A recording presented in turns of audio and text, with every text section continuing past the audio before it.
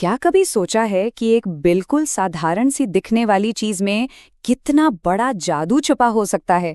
आज हम Carl Sagan की मशहूर कॉस्मॉस सीरीज के एक ऐसे ही कमाल के विचार पर बात करेंगे जो हमें हैरान कर देता है।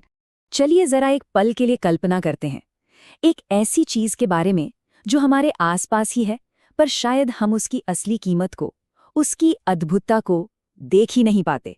सोचिए, एक सपाट सी चीज है जो एक पेड़ से बनी है, जिसके पन्ने लचीले हैं और उन पर अजीब सी गहरी घुमावदार लकीरें छपी हुई हैं। कुछ अंदाजा लगा सकते हैं कि ये क्या हो सकता है? चलिए इस पहेली को सुलझाते हैं।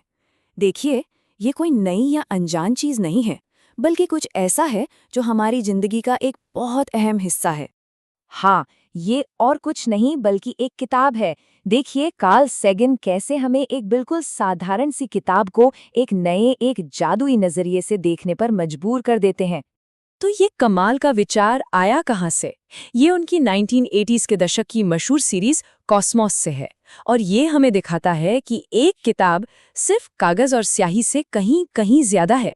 सागन के ही शब्दों में अगर कहें, कितनी आश्चर्यजनक चीज है एक किताब। ये इस बात का सबूत है कि इंसान जादू करने में सक्षम है। जरा इन शब्दों की गहराई पर गौर कीजिए। तो सवाल ये है कि ये जादू आखिर काम कैसे करता है? सागिन के हिसाब से इसका सबसे बड़ा पहलू है समय की हर बाधा को तोड़ने की इसकी अनोखी काबिलियत। वो कहते हैं कि जब हम एक किताब पर नजर डालते हैं तो हम असल में किसी और के दिमाग के अंदर झांक रहे होते हैं। ये एक बहुत ही गहरा और निजी अनुभव है ना? और जरा इस कनेक्शन का दायरा देखिए। एक लेखक जो शायद हजारों साल पहले इस दुनिया में था, आज सीधे हमारे दिमाग में अपनी बात रख रहा है, बिल्कुल चुपचाप लेकिन पूरी तरह साफ साफ। ये उन लोगों के बीच एक पुल बना देता है जो कभी एक दूसरे से मिल ही नहीं सकते थे। तो सैगन के लिए लिखना, या कहिए लेखन, शायद इंसानों का सबसे बड़ा आविष्कार है।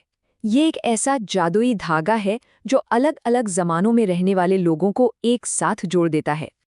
ये स्लाइड बहुत ही अच्छे से दिखाती है कि कैसे कोई आइडिया, कोई विचार समय के पार चला जाता है। हजारों साल पहले लिखा गया एक विचार आज भी उतना ही ताज़ा और ज़रूरी हो सकता है, और आने वाली न जाने कितनी पीढ़ियों के लिए भी जिंदा रहेगा। लेकिन बात सिर्फ समय में यात्रा करने की नहीं है। अब हम सैगन के विचार के सबसे गहरे हिस्से पर आते हैं कि आखिर किताबें कैसे ये साबित करती हैं कि इंसान सच में जादू कर सकता है।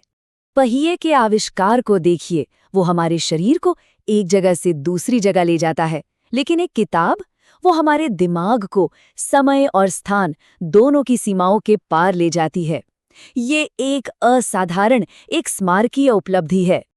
तो ये जादू होता कैसे है? एक विचार को शब्दों में ढालकर कागज पर उतार दिया जाता है। लेखक भले ही सदियों पहले इस दुनिया से चला गया हो, लेकिन जब कोई उस किताब को खोलता है तो उस लेखक का दिमाग, उसकी चेतना फिर से जिंदा हो जाती है।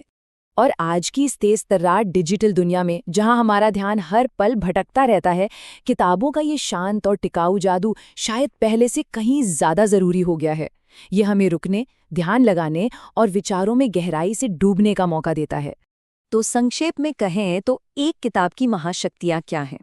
ये हमें दूसरे दिमागों से जोड़ती है, ये समय की सीमाओं को तोड़ती है, ये हमें बिना भटकाव के सोचने की जगह देती है, और हाँ, ये साबित करती है कि हम इंसान वाकई में जादूगर हैं।